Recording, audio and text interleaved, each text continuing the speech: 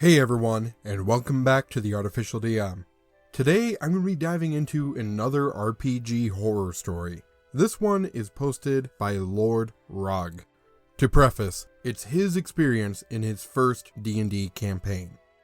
Hi, I don't really use Reddit that much, but after telling my friends up at college about my experience with my first D&D group, they told me to post this story about it, saying a lot of people here would enjoy it. It's pretty wild, and honestly, something that's going to stick with me for as long as I play D&D, and honestly, not in a good way. Back in early 2021, my friends and I decided to try out D&D for the first time, as COVID had limited all the games that were coming out this year, and we were all getting bored of playing games like Call of Duty.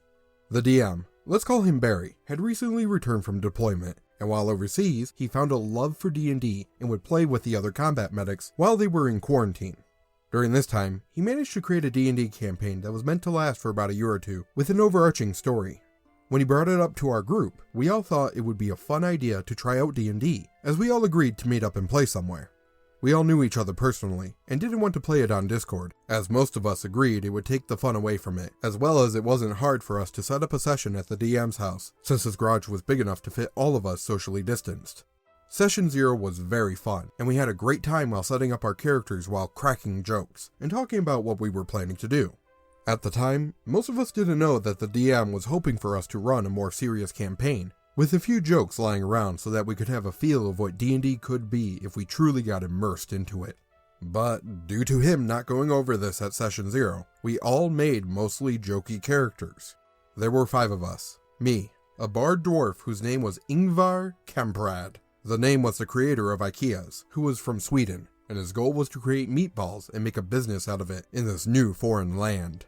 Next was my friend, who I'll call Brandon. He made a Warforged artificer named Gonk, whose goal wasn't really clear to us, but would later be put to use to try and put a twist on the plot that the DM had set. Next was a character played by my friend Mark, who played a tiefling named Princess Pogchamp.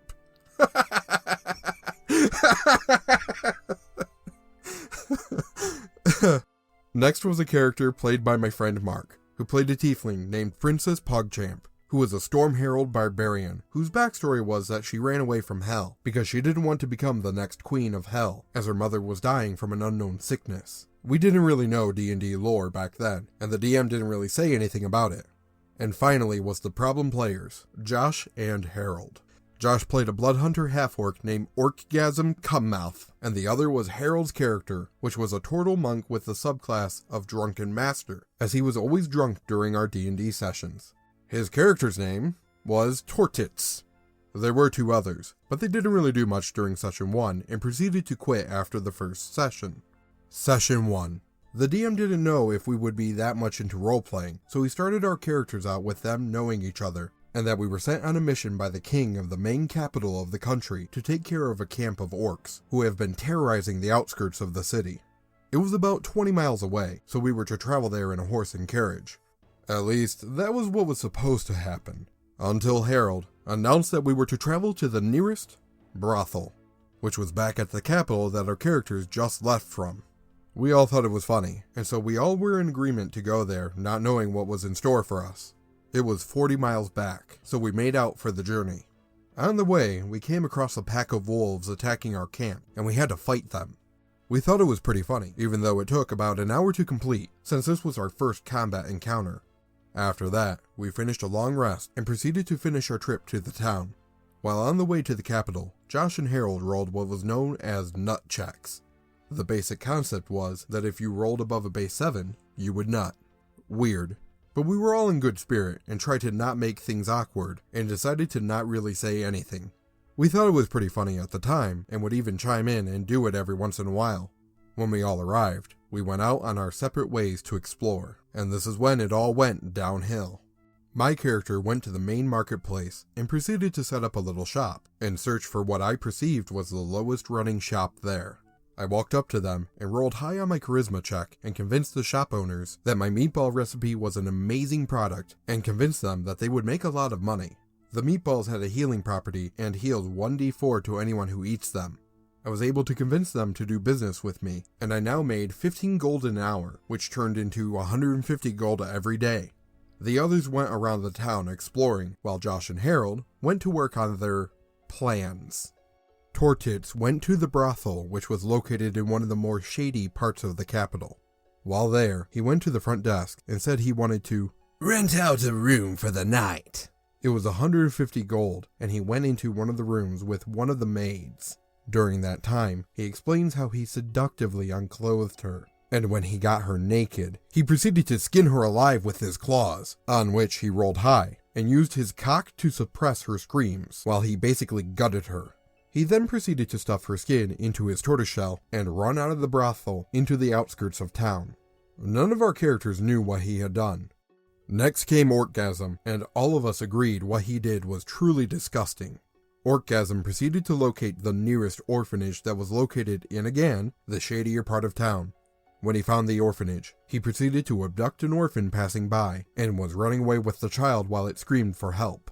To shut it up, I kid you not, he said he wanted to use his cock as a way to silence the child by putting it in his mouth and then rolled to see if he didn't come from it.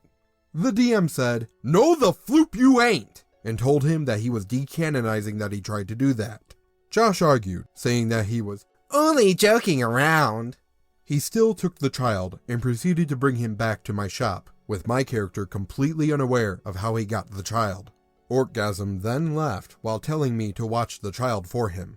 I asked the child what happened, and he proceeds to tell me that the scary half-orc man abducted him while he was taking a walk around the orphanage. Out of the good conscience of my heart, and not wanting Josh to do anything to the child, I then take the child to the magic shop that was explored by my friend Brandon, who told my character to check out the magic shop while passing by the newly established meatball stand, as the shop owner was a cool and chill guy. I head over to the magic shop with the child, and use my charisma to convince the shop owner to take the child under his care, as well as protect him. I then convinced him to take the child under his wing and teach him spellcasting, so that no one can ever hurt him again. I essentially became the child's godfather because of this interaction, and left the shop and proceeded to head back to my meatball stand. I returned to the shop around the same time as Josh's character, and he asked where the child was. I told him that the child is gone and that he was in better hands. Orcgasm got furious and proceeded to head back to where the orphanage was, and he tried to abduct another orphan. He failed as it beat him in a strength check, and then ran away. Orcgasm gets mad, and then proceeds to try to stone a child to death. The child only has 3 hit points, and is dealt 2 points of damage with the stones. On the 3rd hit, Josh rolls a nat 1, and hits a royal guard instead. Orcgasm argues and talks about how corrupt the government is for some reason, and resists arrest. Mind you, he's level 3, and the guard is a level 5. He rolls initiative, and in 3 turns, he's unconscious. The DM then gives Josh the choice for rolling a new character or retconning the whole thing, and both forgetting that this situation ever happened. Josh argued that he was challenging God by doing this, and that this was part of his character. He never wrote a backstory, and this would continue to be a problem in later sessions. Eventually, he backed down and we retconned it. While this was happening, Tortles was using the skin of the hooker to make a cock patch out of one of the maid's nipples, and proceeded to put it on. Everyone at the table was dumbfounded at what was happening and wanted to leave for the main quest. But before we could actually go on the mission the king gave us, Josh's character went into the brothel, confessing his love to the secretary of the place. He never met her before. She got weirded out, and Orcgasm got beaten up and kicked out of the place. We all tried to ignore their pleas to stay in the town, but after that had happened, we all had enough, and we then proceeded to set out towards the orc camp that we were originally set out to accomplish. We then began our 80-mile journey back to the orc camp, during which we ran into another pack of wolves. The battle was another long battle, more tiring since we were at the end of the session. We killed the wolves in mostly cool ways. I was able to chuck a dagger into one of the wolves' heads. Brandon launched spears at the wolves, and even impaled a wolf, like shish kebab, and the fight was overall pretty awesome. Except with Harold. With Tortles being a monk, he described how he ran up to the now bloodied alpha wolf, and began to rape it to death. This became common and a lot worse in later sessions. Then, after a couple of other encounters that didn't lead to much, we eventually arrived near the entrance of the orc camp, and that's where we called it quits for session 1. At the end of the session, most of us talked to the DM about our thoughts on some of the events that happened tonight, at which he proceeded to tell us that he has something planned for the actions that certain individuals had committed next week, and told us not to worry, that he'll talk to them about toning it down next week. Session 2 is a whole other ballpark, and deserves its own separate post. Screw that. Every one of our sessions deserves a whole other post to truly understand what happened to this group.